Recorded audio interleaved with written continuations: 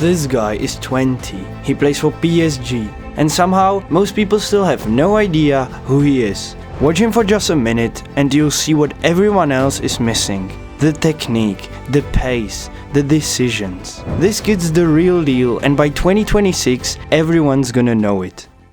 So how did he get this far and this fast? Doué was born in Angers in France, a city with its only young club, but he joined Rennes Academy when he was just 7.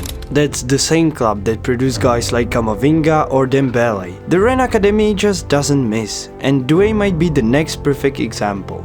He made his pro debut at 17 and didn't look nervous for a second. He scored, created chances, and looked like a guy who had been in Ligue 1 for years. His confidence stood out instantly. He wasn't afraid to take players on or make bold passes in tight spaces. You don't often see that mix of technical ability and fearlessness in players that young. Even in his early appearances, he had this ability to slow the game down, to make the right decision under pressure. It's something most players don't develop until their mid-20s. He already understood how to manage tempo, when to push and when to pause. And here's what really stands out. He's not just on the bench. He's starting regularly at PSG. That alone is rare for someone his age. Even top talents often need time to earn minutes at a club that size. In 2024, PSG dropped over 50 million euros to bring him in. That says a lot about how much potential he has. And just months after arriving, he started making noise, getting minutes, scoring goals, and showing he can handle the pressure of a big club. He wasn't just fitting in, he was standing out. He immediately looked like someone ready to contribute at a Champions League level, not just as a squad player,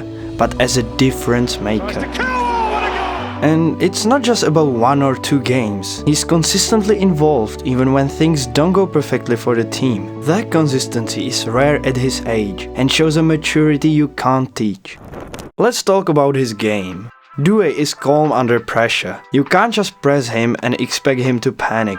He turns away from defenders, slips through gaps, and keeps the ball moving. He plays like he's been doing this for a decade. He's got that ice-cold body language. His technical ability is also elite. We are talking about one of the most naturally gifted young midfielders in Europe. First touch, clean. Ball control, smooth.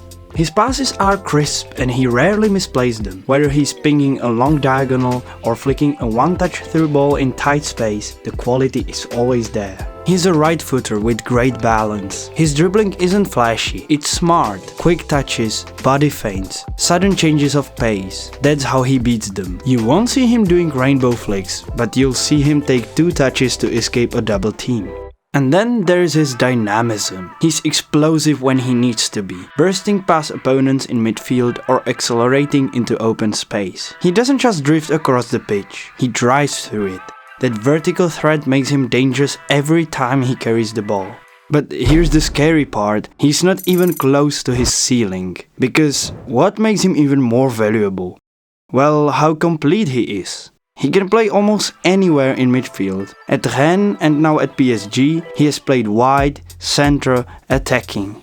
Coaches love that kind of flexibility. It means you can trust him in different game plans and formations. He's also comfortable using both feet. That makes it even harder to press him or guess which way he'll go. But let's look at what the numbers actually say, because a player's impact isn't just about the eye test. In the 2024-25 season, he put up 13 goals and 13 assists for PSG. That's a class production for a teenager in one of Europe's top 5 leagues. And remember, he's not even the main guy there. He's doing this surrounded by stars and still making a mark.